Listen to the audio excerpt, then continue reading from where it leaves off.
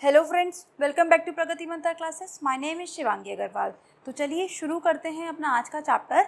और आज के हम क्लास में क्या करेंगे स्टूडेंट्स, आज की क्लास में हम देखेंगे प्रैक्टिस क्वेश्चंस, यानी कि जो कंटेंट था हम लोगों ने अपना प्रीवियस 2 लेक्चर्स में कंप्लीट कर लिया है। तो जो स्टूडेंट्स आज इस लेक्चर को पहली बार देख रहे हैं उनसे मैं रिक्वेस्ट करूँगी कि पहले आप जाकर बाकी के जो पिछले हमारे 2 लेक्चर्स थे, सिंपल इंटरेस्ट यानी कि साधारण ब्याज और कंपाउंड इंटरेस्ट यानी कि चक्रवर्ती ब्याज, उसके वीडियोस जाके देखिए। उसके बाद आप ये वाला लेक्चर प्रैक्टिस सेशंस का देखिएगा। तो चलो शुरू करते हैं आज का क्वेश्चन, यानी कि हमारा आज का क्वेश्चन नंबर 1।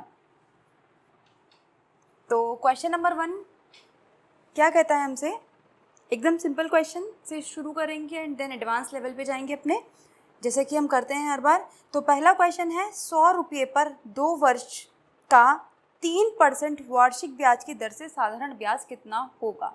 ठीक है, तो साधारण ब्याज के बारे में पूछा गया है। तो हम जानते हैं जो साधारण ब्याज का फॉर्मूला होता है वो होता है P into R into T into upon 100। अब एक बार इन टर्मिनोलॉजीज़ को देख लेते हैं दोबारा से। आई से क्या होता था, हमारा इंटरेस्ट है, और यहाँ पे ये बात कर रहे हैं हम सिंपल इंटरेस्ट की। ठीक, ये है हमारा मूलधन यानी कि प्रिंसिपल, देन ये है हमारा दर रेट, और टी से है हमारा टाइम यानी कि समय। तो इस तरीके से सारी टर्मिनोलॉजीज़ हैं। अभी जहाँ जहाँ कुछ नया आएगा वो मैं आपको तभी बताती जाऊँगी। तो अब हमें क्या कैलकुलेट करना है, सिंपल इसमें आई कैलकुलेट करना है।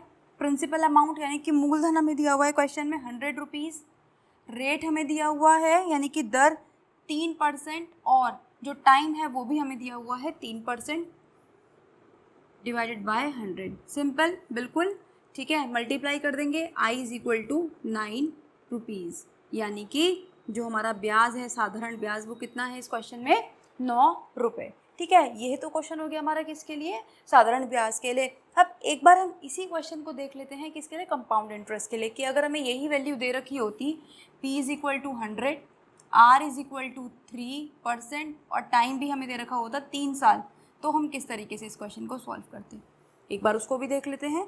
तो अगर हम बात करें CI की यानी कि कंपाउंड इंटरेस्ट, चक्रवर्ती ब्याज जिसे हम बोलते हैं, तो इसका फॉर्मूला हम यूज़ करते हैं A is equal to P 1 plus R by 100 की पावर n।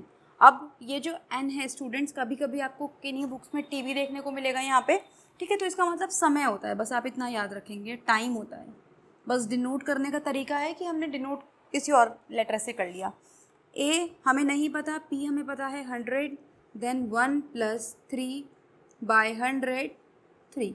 इसी तरीके से क्वेश्चन सॉल्व करते हैं तो क्या आ जाएगा, 100 LCM लेंगे यहाँ पे, तो ये हो जाएगा 100 प्लस 3 अपॉन 100 की पावर 3। ऐड करेंगे तो 103 हो जाएगा। अब इसकी पावर 3 है, तो यानी कि हमें इसे 3 बार एक्सपैंड करना पड़ेगा इस तरीके से।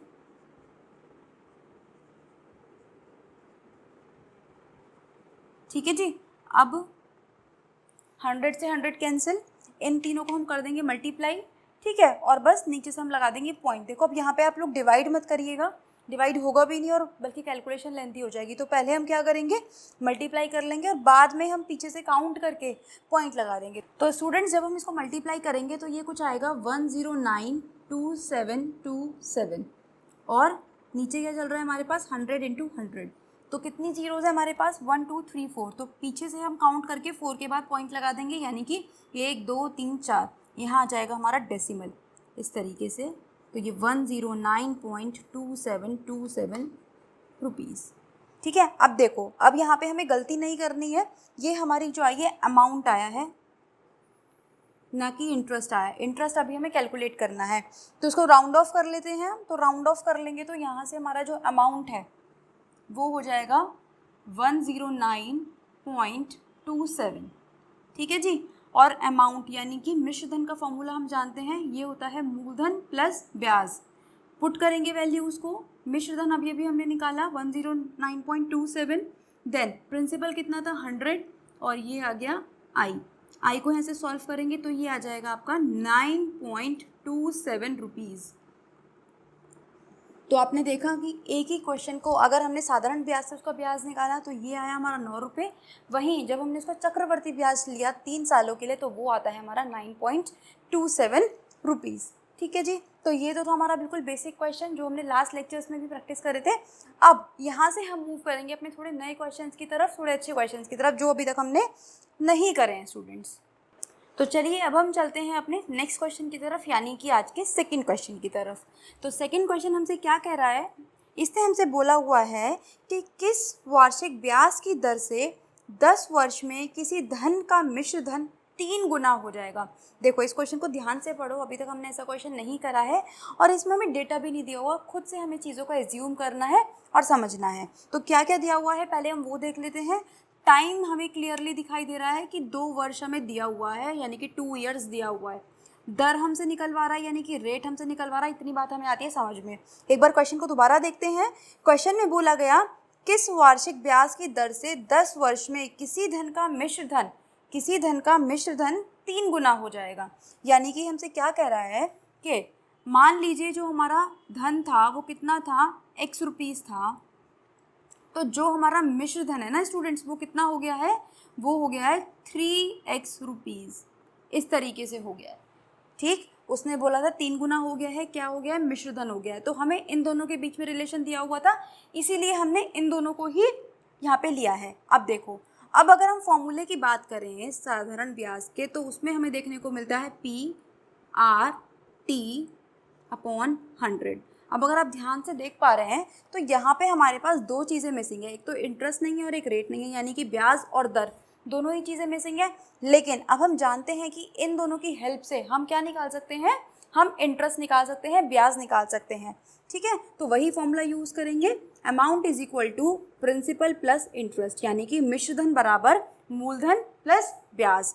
अब क्वेश्चन में हमने कितना मान लिया, ये मान लिया हमने 3x, ये कितना है x, और यहाँ से क्या आ जाएगा हमारे पास इंटरेस्ट, तो i कितना आ गया 2x, यानी कि ये आ गया हमारे पास ब्याज। अब ब्याज भी पता है हमें, p पता है, t पता है, तो बस वैल्यू को सारे फॉर्मूले में पुट करेंगे तो क्या हो जाएगा, ये हो जाएगा 2x is equal to x, r हमें फाइंड करना है, टाइम हमें दिया हुआ है 10 वर्ष, ये आ गया 100। इस तरीके से x से x कैंसिल आउट करेंगे, 1 0 से 1 0 कैंसिल आउट करेंगे और ये 10 आ जाएगा ऊपर, तो ये हो जाएगा 20% r, यानी कि जो हमारी दर है वो कितने की है, वो है 20% की।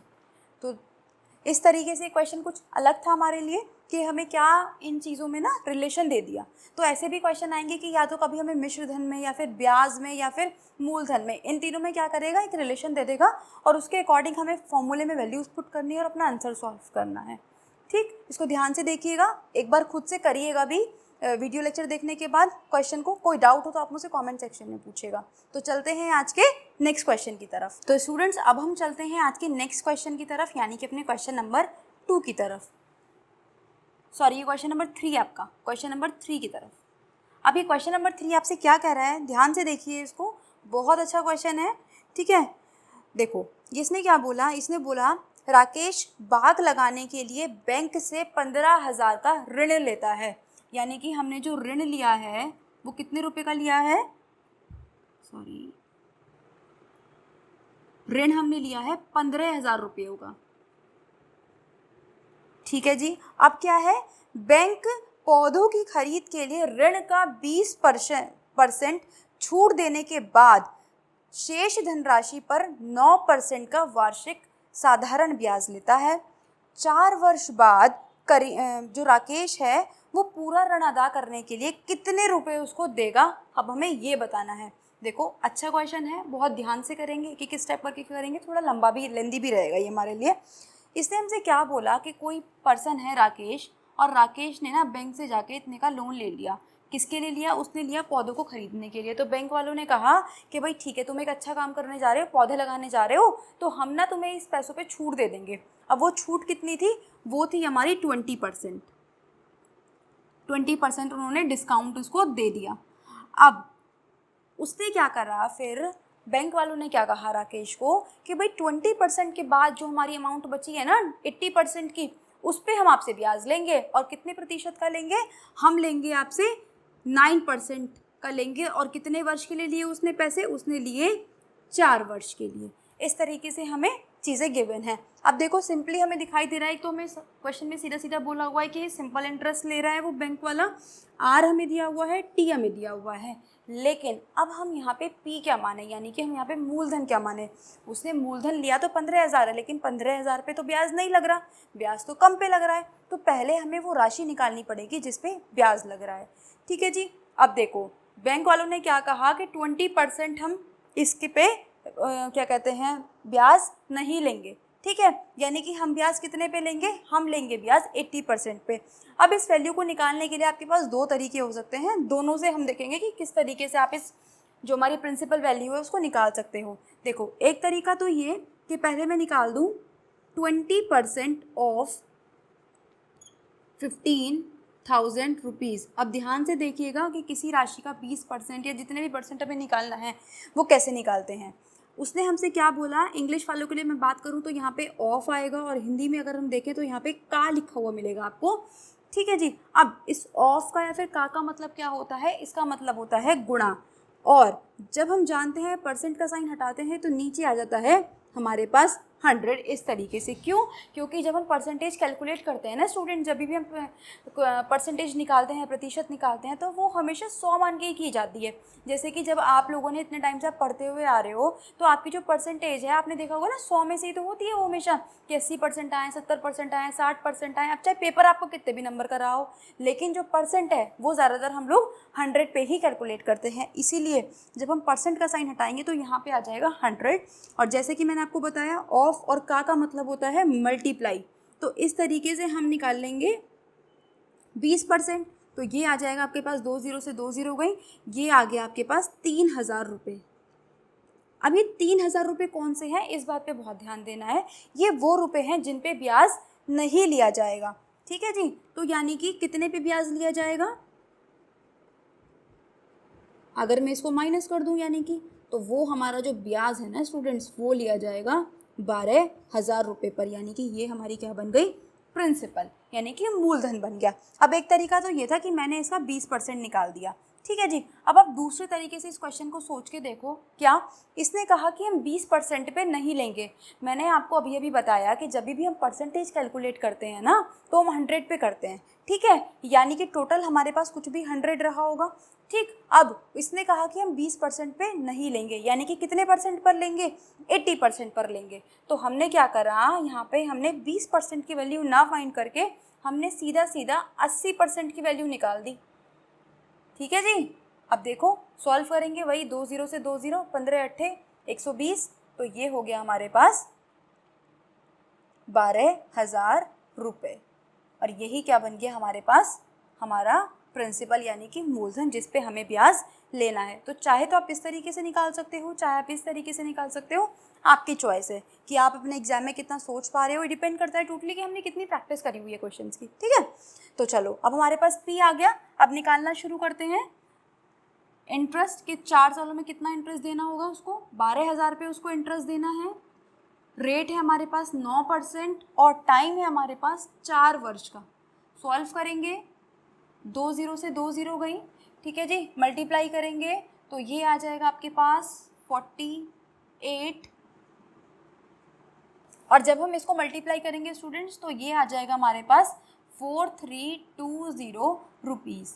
तो यानी कि अब जो राकेश है वो कितना ब्याज देगा बैंक वालों को, वो देगा 4320 रुपीज़ उनको ब्याज के रूप में देगा। अब देखो एक बात बताओ, हमने जब सबसे पहले सिंपल इंटरेस्ट देखा था, उसके कॉन्सेप्ट को समझा था, तो जो वापस राशि हमें देनी होती है वो कितनी देनी होती है, जो हमने उधार लिए वो तो देनी है प्लस ब्याज। तो अब ध्यान से देखना इस क्वेश्चन में, ऐसा मत करना कि आप प्रिंसिपल में इसको जोड़ दोगे, नहीं। हमने तो कितना उधार लिया है, 15,000 उधार लिए थे ना, तो हमें 15 के 15 ही वापस करने हैं और उस पर लगने वाला ब्याज भी वापस करना है। इसीलिए क्वेश्चन थोड़ा ट्रिकी हो जाता है, क्योंकि एक तो सबसे पहले हमें क्या मूलधन खुद से फाइंड करना था, फिर हमें ये बताना था कि टोटल जो हम मिश्रधन देंगे बैंक को वापस वो कितना देना था। तो ध्यान रखना, कुल देय राशि, कुल देय राशि यानी कि कितने रुपए देंगे अब हम, तो जो हमने उधार लिए थे 15,000 रुपये और जो हमारा आया है ब्याज, इन दोनों को ही वापस करना होगा। तो ये आपका आ जाएगा 39 इतने रुपए अब जो राकेश है वो बैंक वालों को वापस करेगा। ठीक है, एक बार इस क्वेश्चन को दोबारा से देख लेते हैं जल्दी से। क्या बोला कि राकेश ने एक बैंक से जाके लोन लिया 15,000 रुपये का। बैंक वालों ने कहा ठीक है तुम पौधे के लिए लोन ले रहे हो तो हम तुम्हें 20% की छूट दे रहे हैं, यानी कि हम 80% पर ब्याज लेंगे, जो तुमने पैसे लिए हैं उसके 80% पर हम ब्याज लेंगे। तो हमने देखा कि 15,000 का 80% कितना हो जाता है, 12,000 रुपये। हमने इन 12,000 रुपये पर 9% की दर से 4 वर्ष का ब्याज कैलकुलेट कर लिया, ये आ गया हमारे पास 4320 रुपये। और अब उसने कहा कि बताओ क्वेश्चन में कि राकेश कितने पैसे वापस करेगा बैंक वालों को, तो राकेश वापस करेगा 15,000 प्लस 4320 इतने रुपये अब वो उसको वापस करेगा। ठीक है, आई होप क्वेश्चन समझ में आया होगा। स्टिल कोई डाउट है कमेंट सेक्शन में पूछिए। ठीक है, अपनी तरफ से सॉल्व करके देखिए, 1 से 2 बार हो जाएगा ये क्वेश्चन। थोड़ा नया हो सकता है इसलिए आपको लगे कि अलग चीज़ है, लेकिन हो जाएगा। ठीक है स्टूडेंट्स, करिए। अब हम चलते हैं इसके बाद अपने नेक्स्ट क्वेश्चन की तरफ, यानी कि आज का हमारा क्वेश्चन नंबर 4। तो देखो स्टूडेंट्स, आज का एक बहुत अच्छा क्वेश्चन नंबर 4, इसको हम 2 तरीक़ों से देखेंगे। एक तो वही तरीका जो अभी तक हम करते आ रहे हैं, और एक उसका देखेंगे थोड़ा शॉर्टकट तरीका जिसको आप अपने एग्जाम में भी अप्लाई कर सकते हो। ठीक है, या फिर जैसे BTC के अलावा भी आप अपने कॉम्पिटिटिव एग्जाम्स के लिए तैयारी करोगे तो उसमें भी वो आपको हेल्पफुल होगा। तो देखते हैं आज का क्वेश्चन। तो इसने हमसे बोला है कि 100 रुपये का 10% वार्षिक ब्याज की दर से 2 वर्षों के चक्रवर्ती ब्याज और साधारण ब्याज का क्या अंतर होगा। यानी कि इसने हमें क्या दे दिया, एक क्वेश्चन दे दिया। ठीक है, उसने हमें दे दिया एक मूलधन, एक हमें दे दिया ब्याज और एक हमें दे दिया टाइम। इसने कहा कि अब मुझे ये बता दो कि जो साधारण ब्याज और चक्रवर्ती ब्याज का अंतर है वो कितना आएगा। ठीक है, तो अब एक तरीका तो ये हो सकता है सिंपली कि हम पहले साधारण ब्याज कैलकुलेट करें, फिर हम चक्रवर्ती ब्याज कैलकुलेट करें और दोनों को आपस में कर दें माइनस। एक तरीका तो ये होगा, और अभी दूसरे तरीके के बारे में भी बात करेंगे हम इस मेथड के बारे में। पहले हम देखते हैं बिल्कुल बेसिक मेथड्स थे। तो P हमें दिया हुआ है 100 रुपीज़, R हमें कितना दिया हुआ है 10, और टाइम हमें दिया हुआ है 2 ईयर्स। तो देखो सबसे पहले हम करते हैं इसके लिए सिंपल इंटरेस्ट, ऐसा ही लगा देती हूँ मैं आपको। साधारण ब्याज तो 100, 10, 2 अपॉन 100 कैंसिल आउट करेंगे तो सिंपल इंटरेस्ट यानी कि साधारण ब्याज आ गया हमारे पास 20 रुपये। ठीक है जी, अब कैलकुलेट करेंगे हम चक्रवर्ती ब्याज। तो चक्रवर्ती ब्याज के लिए हम जानते हैं पहले हमें यूज़ करना पड़ेगा A = P 1 + R / 100 की पावर n। वैल्यू पुट करेंगे 100 1 + 10 / 100 की पावर 2। कैंसिल करेंगे इन दोनों को तो ये आ जाएगा हमारे पास, LCM ले लेंगे 10 + 1 / 10 की पावर 2। सॉल्व करेंगे तो ये हो जाएगा 11/10 × 11/10। ठीक है जी, 2 0 से 2 0 कैंसिल हो गई हमारी, और ये आ गया हमारे पास 121 रुपीज़। यानी कि ये हमारे पास क्या आया है, मिश्र धन आया है। लेकिन अभी हमें ब्याज निकालना है, तो ब्याज के लिए हम ध्यान रखेंगे, हम जानते हैं formula A = P + I। P था हमारे पास 100 रुपीज़, मिश्र धन आया हमारे पास 121 रुपीज़, और हम यहाँ से क्या निकालेंगे, ब्याज निकालेंगे। और ये जो ब्याज आएगा स्टूडेंट्स ये कौन सा है, ये हमारा चक्रवर्ती ब्याज। तो माइनस करेंगे, ये आ जाएगा 21 रुपीज़। ठीक है जी, ये हमारा क्या आ गया, चक्रवर्ती ब्याज आ गया। क्वेश्चन में हमसे क्या पूछा गया था, क्वेश्चन में हमसे पूछा गया था चक्रवर्ती ब्याज का और साधारण ब्याज का अंतर। तो हम निकालेंगे CI - SI। CI अभी हमने फाइंड करा 21, SI आया हमारे पास 20 रुपीज़, तो ये आ जाता है हमारे पास 1 रुपये। तो ये है हमारा किसी धनराशि पर 2 सालों का डिफरेंस। ठीक है जी, तो ये तो था हमारा बेसिक तरीका, बिल्कुल जैसे अभी तक हमने करे। अब हम इसका ना एक और अलग तरीका देखते हैं कि उस तरीके से आप कैसे फाइंड कर सकते हो। क्वेश्चन था P = 100, टाइम 2 और R था हमारे पास 10%। ये क्वेश्चन था। ठीक है जी, थोड़ा सा ध्यान से देखेंगे। देखो हम क्या करेंगे, 100 रुपये हमारे पास क्या है, मूलधन है। ठीक है, अब हमें कितने सालों के लिए निकालना है, 2 सालों के लिए निकालना है। अब अगर मैं इसमें साधारण ब्याज की बात करूं तो हम जानते हैं कि साधारण ब्याज हम कितने भी सालों के लिए निकालें वो रहता है एकदम सेम, है ना। अगर मेरे को पहले साल में मान लो कि x रुपये मिले हैं तो मुझे दूसरे साल में भी तो x रुपये ही मिलेंगे। ये किसकी बात कर रही हूँ मैं, ये मैं बात कर रही हूँ साधारण ब्याज की। ठीक है जी, लिख भी देती हूँ मैं, साधारण ब्याज मैंने मान लिया है कि x है। अब एक बात बताओ, चक्रवर्ती ब्याज का जब हम लोगों ने कॉन्सेप्ट पढ़ा था तो हमने देखा था चक्रवर्ती ब्याज क्या होता है कि मूलधन पर तो ब्याज लगेगा ही लगेगा, लेकिन जो पिछले वर्ष का हमारे पास अगर ब्याज हमें मिला है तो उस पर भी ब्याज लगेगा, यही तो होता था। तो बिल्कुल उसी बेस पे हम लोग काम करेंगे। ये तो था हमारे पास पहले साल का, ये आया हमारे पास दूसरे साल का। अब देखो, जब हम दूसरे साल पे पहुंच गए ना स्टूडेंट्स, तो एक तो जो मिला हमें किस पे मिला, धनराशि पर मिला। अब इस ब्याज पे भी तो हमें ब्याज मिलेगा, तो मान लो कि ये जो ब्याज हमें मिलने वाला है ना, ये मिलने वाला है y रुपीज़, ठीक है। अब अगर आपको ध्यान से आप समझ पा रहे हैं इन चीज़ों को, तो क्या है, अगर मैं इन दोनों को देखूं तो ये मेरे पास क्या बनते हैं, ये मेरे पास बनते हैं 2x, और ये क्या है मेरे पास, मेरा साधारण ब्याज है ना जी। यही तो मिलेगा मुझे साधारण ब्याज 2 वर्षों का। लेकिन अब अगर मैं किसकी बात करूं, चक्रवर्ती ब्याज की बात करूं, तो चक्रवर्ती ब्याज कितना है, ये वाला और ये वाला, इन तीनों को जोड़ने के बाद जो मेरे पास आएगा वो होगा मेरे पास चक्रवर्ती ब्याज, यानी कि 2x + y। ये मेरा क्या हो गया, टोटल CI 2 सालों के लिए। अब हमसे क्वेश्चन में क्या पूछ रहा है, क्वेश्चन में हमसे पूछ रहा है वो इन दोनों का अंतर। तो यानी कि मुझे क्या निकालना था, CI - SI, ठीक है जी। तो यानी कि हमें क्या निकालना था, 2x + y - 2x, यानी कि ये भी कैंसिल, ये भी कैंसिल, तो y। अब हमें क्या कैलकुलेट करना है स्टूडेंट्स, इस क्वेश्चन से केवल और केवल हमें अपना y निकालना है, ठीक है। अभी तो देखो समझने में आपको इतना टाइम लग रहा है, लेकिन जब आप क्वेश्चन करोगे ना, हार्डली आपको 10 to 15 सेकेंड्स ही लगेंगे इस क्वेश्चन को सॉल्व करने में, ठीक है। अब एक काम और करना है हमें बस यहाँ पे, वो क्या करना है कि 10% को हमें फ्रैक्शन में चेंज करना है। तो जैसे कि अभी हमने लास्ट क्वेश्चन में ही देखा कि जब भी हम परसेंट के साइन को हटाते हैं तो हम नीचे 100 लगाते हैं, क्योंकि प्रतिशत हमेशा 100 पे ही कैलकुलेट होती है। तो जब हम इसको हटाएंगे तो ये आ जाएगा 100, कैंसिल आउट करेंगे तो ये आ जाएगा 1/10, ठीक है। अब बस जितना भी काम करना था सब खत्म, क्वेश्चन करेंगे, 5 या 10 सेकेंड में आपका आंसर आ जाएगा। देखिए किस तरीके से, हमारे पास ये 100 रुपये हैं, हमें निकालना है अब इसका 1/10। तो अगर हम इसका 1/10 निकालेंगे तो हम क्या करेंगे, इन दोनों की मल्टीप्लाई करेंगे, तो ये आ जाएगा हमारे पास 10, इस तरीके से 100 × 1/10, तो ये कितना आ गया, ये आ गया हमारे पास 10 रुपीज़, ठीक है। अब जो हमारे पास यहाँ पे हमने ब्याज मिला वही हमें दूसरे साल के लिए भी ब्याज मिलेगा, ठीक है जी, बिल्कुल ठीक है।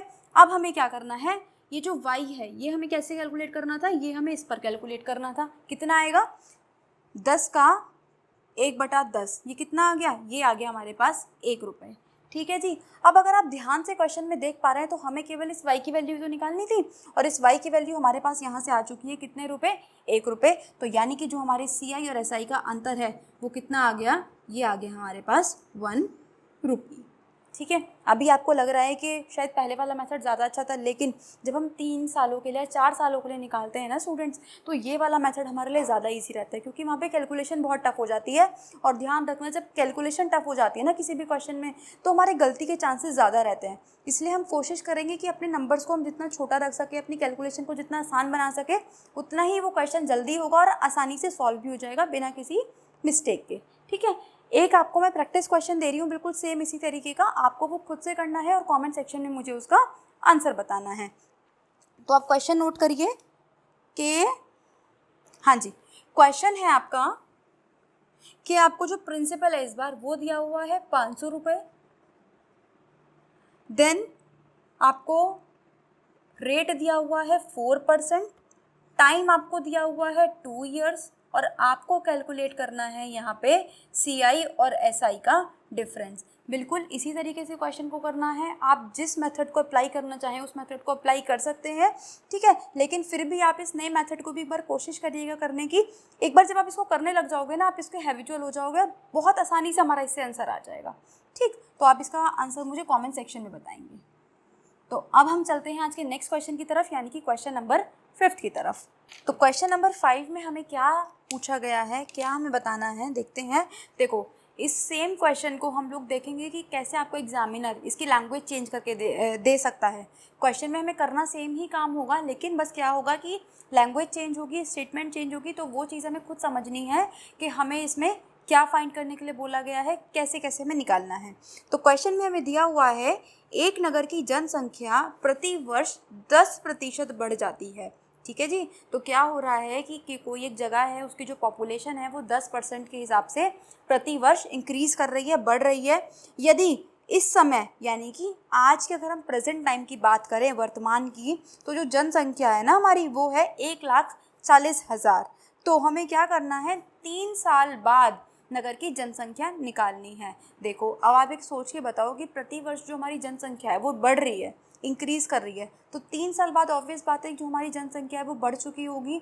और जब भी हमारे पास जनसंख्या से रिलेटेड क्वेश्चन आता है स्टूडेंट, क्योंकि देखो हमें इसमें बताया तो गया नहीं है कि हमें कौन सा फॉर्मूला यूज़ करना है, तो ध्यान रखना जब भी हमारे पास जनसंख्या से रिलेटेड कोई भी क्वेश्चन आएगा उसको हम किस तरीके से सॉल्व करेंगे, चक्रवर्ती ब्यास के तरीके से सॉल्व करेंगे। अब हमारे पास चीज़ें बढ़ रही हैं तो हमें वही अपना सिंपल फॉर्मूला लगाना है, कौन सा, a is equal to P 1 plus R by 100 की पावर n।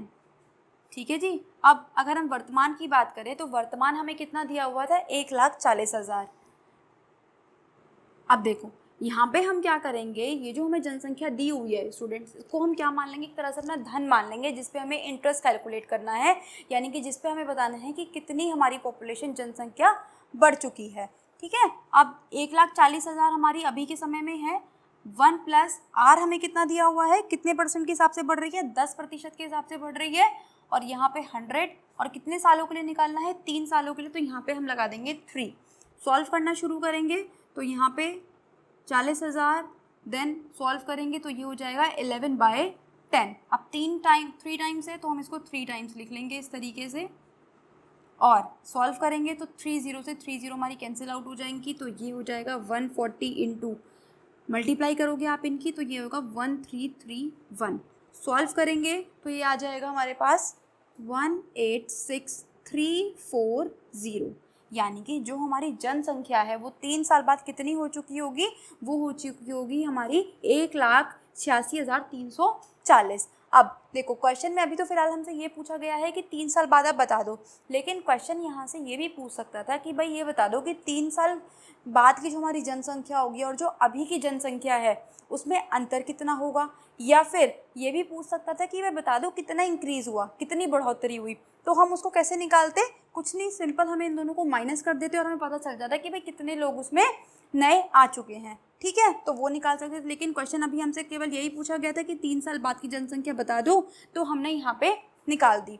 अब ध्यान दो इस क्वेश्चन में, अभी तो हमसे क्या पूछा था, अभी तो हमसे पूछा गया था कि जो हमारी जनसंख्या है ना वो बढ़ रही है। मान लो अगर क्वेश्चन हमसे ये पूछा जाता कि जो हमारी जनसंख्या है उसमें कमी हो रही है, ठीक है जी, प्रति वर्ष कमी हो रही है, तो हम क्या करते। देखो जब भी आपके पास ऐसा क्वेश्चन आ जाए कि हमारी जनसंख्या में कमी हो रही है, तो हमें क्या करना है, फिर हमें यहाँ पर माइनस लगा देना है। देखो हमने प्लस क्यों लगाया, क्योंकि हर साल इतना जो परसेंट है हमारा वो बढ़ता जा रहा है हमारे रकम में, है ना जी। अगर ये जो रकम है हमारी ये कम होती जाएगी तो हम क्या करना है, केवल कमी के लिए हमें यहाँ पे लगा देता है अपने फॉर्मूले में माइनस, और बाकी सारी चीज़ें एकदम सेम टू सेम चलेंगी जैसे कि अभी तक चलती आ रही हैं। तो देखते हैं अब इस पे बेस्ड एक क्वेश्चन की किस तरीके से उसको हम सॉल्व करेंगे। तो देखो नेक्स्ट क्वेश्चन हमारा बिल्कुल इसी फॉर्मूले पर बेस्ड है। क्या कहता है ये क्वेश्चन नंबर 6 हमसे, इस क्वेश्चन नंबर 6 में हमें दिया हुआ है कि एक नगर की जनसंख्या में प्रति वर्ष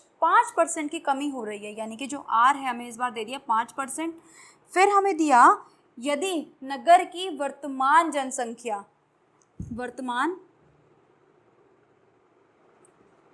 जनसंख्या हमें दी हुई है यहाँ पे कितना, ये हमें दिया हुआ है 3610। ठीक है, अब हमसे क्या बात करी गई है, 2 साल 2 वर्ष, और क्या निकलवा रहा है वो हमसे निकलवा रहा है 10 वर्ष पूर्व की जनसंख्या ज्ञात कीजिए। अब यहाँ पे आपको बहुत ध्यान से देखना है क्वेश्चन में कि आखिर ये जो 3610 हमें पॉपुलेशन दी हुई है, जनसंख्या दी हुई है, ये क्या दिया हुआ है। ये तो आपको दोनों चीज़ें समझ में आ ही रही है अपने क्वेश्चन में, लेकिन ध्यान हमें बस इस पर देना है। इसने हमसे बोला है 2 वर्ष पूर्व की निकालिए, यानी कि हमें ये नहीं पता कि जो पूर्व थी ना हमारे पास पहले वाली थी वो कितनी है, हमें ये नहीं पता। देखो आप अपने क्वेश्चन को ऐसे भी समझ सकते हो, पूर्व से याद रखना कि हमसे वो क्या निकलवा रहा है, वो हमसे निकलवा रहा है हमारा प्रिंसिपल। ठीक है, अगर हम इस फॉर्मूले के अकॉर्डिंग देखें तो उसने हमें आज की दी हुई है, पीछे की हमसे निकलवा रहा है। तो हम क्या करेंगे, यहाँ पे हम लगाएंगे 3610 कि हमें आज का तो पता है लेकिन हमें पहले का नहीं पता। प्रिंसिपल की जगह पे पी ही रखा रहने देंगे। और हम जानते हैं क्योंकि हमारी जो पॉपुलेशन है उसमें कमी हो रही थी, ठीक है जी, तो हम कौन सा फॉर्मूला यूज़ करेंगे, -RN। ठीक है, फॉर्मूले में सारी वैल्यूज़ को पुट करेंगे। P हमें कैलकुलेट करना है, 1 - R हमें दिया हुआ था 5%, 100, देन ये क्या है हमारे पास, N हमारे पास है 2 वर्ष। ठीक है जी, अब सॉल्व करेंगे तो ये हो जाएगा 1/20। अब एक काम करेंगे, इस P को हम उतार लाएंगे नीचे,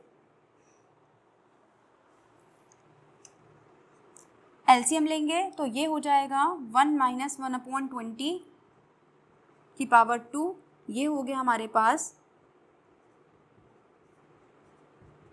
19/20 इंटू 19/20। इस तरीके से ये हो गया। आप बस कुछ नहीं करना आपको, यहाँ पे सिर्फ आपको हमें सिंपली करनी है कैलकुलेशन। कैलकुलेशन करने के लिए हम क्या करेंगे, यहाँ पे करेंगे हम क्रॉस मल्टीप्लाई। तो ये जो P है हमारा स्टूडेंट, ये चला जाएगा ऊपर और 20 भी ऊपर और 19 आ जाएंगे हमारे नीचे। तो इस तरीके से कुछ फॉर्म हमें देखने को मिलेगी, 20 × 20 अपॉन 19 × 19। और जब हम इसको सॉल्व कर देंगे तो ये ही आ जाएगा हमारा क्या, प्रिंसिपल, यानी कि जो हमारी जनसंख्या थी 2 वर्ष पूर्व की। तो 19 से आप जब इसको कैंसिल आउट करोगे तो ये 19 टाइम्स जाएगा और ये भी 19 टाइम्स जाएगा। तो अगर हम ध्यान से देखें तो कितना बच गया हमारे पास, 4000, यानी कि जो 2 वर्ष पूर्व हमारे पास जनसंख्या थी वो कितनी थी, 4000। अब देखो, आप क्वेश्चन को अपने ध्यान से यहाँ से चेक भी कर सकते हो कि इसने हमें क्या बोला था, क्वेश्चन में क्या बोला गया था कि जनसंख्या में कमी हो रही है। तो यानी कि 2 वर्ष पहले ज़्यादा रही होगी। तो 2 वर्ष पहले की हमारी जनसंख्या कितनी आ रही है, 4000, और अभी की हमारी कितनी आ रही है, 3610, यानी कि ये हमारी ज़्यादा आ रही है। वही हमने क्वेश्चन में बोला भी गया था कि भाई पहले ज़्यादा थी अभी कम थी, तो पहले वाली हमारी कैसे आ रही है, ज़्यादा ही आ रही है। तो क्वेश्चन में हमें लैंग्वेज को बहुत ध्यान से पढ़ना है, जो मैंने आपको बताया, ठीक है। वो बस आपको यही कंफ्यूज कर सकता है कि कहाँ पे आपको क्या वैल्यू पुट करनी है, किस टाइम हमें कौन सा फॉर्मूला लगाना है। तो ध्यान रखेंगे, जब भी हमसे कमी की बात करेगा वो, तो हमें लगाना है माइनस वाला फॉर्मूला। जब भी हमसे वो बढ़ोतरी की बात करेगा, इंक्रीज़ की बात करेगा, तो हमें लगाना है अपना प्लस वाला फॉर्मूला, जो हम नॉर्मली अपने क्वेश्चन में यूज़ भी करते हैं, ठीक है। फिर हमें जो नेक्स्ट बात ध्यान देनी है, वो हमें ध्यान देनी है इन दोनों वैल्यूज़ में कि हमें यहाँ पे क्या पुट करना है। और ये आपको तभी समझ में आएगा जब आप ज़्यादा से ज़्यादा क्वेश्चंस की प्रैक्टिस करोगे। तो वो आप लोग करिए, ठीक है। नेट से क्वेश्चन सर्च कर सकते हो, आपकी बुक्स में भी काफ़ी सारे क्वेश्चन दिए हुए हैं, उनको प्रैक्टिस करिए। कोई क्वेश्चन ऐसा है जिसका आप आंसर फाइंड नहीं कर पा रहे हैं या फिर किसी में डाउट है तो आप मुझसे कमेंट सेक्शन में पूछिए। और क्या कहते हैं, डिस्कशन के लिए आप टेलीग्राम चैनल को भी ज्वाइन कर सकते हैं, वहाँ पे भी आप मुझसे क्वेरी पूछ सकते हैं अपनी। आई होप आपको ये सारी चीज़ें क्लियर होंगी। आज का पूरा लेक्चर आपको समझ में आया होगा। तो समझ में आया तो सेशन को लाइक करना ना भूलें, चैनल को सब्सक्राइब करना ना भूलें और बेल आइकन को प्रेस कर दें, ताकि आने वाले सारे नोटिफिकेशंस आपको टाइम से मिलते रहे। इसी तरीके से हम नेक्स्ट वीडियो में मिलेंगे एक नए चैप्टर के साथ, एक नए शुरुआत के साथ। तब तक पढ़ते रहिए। All the very best.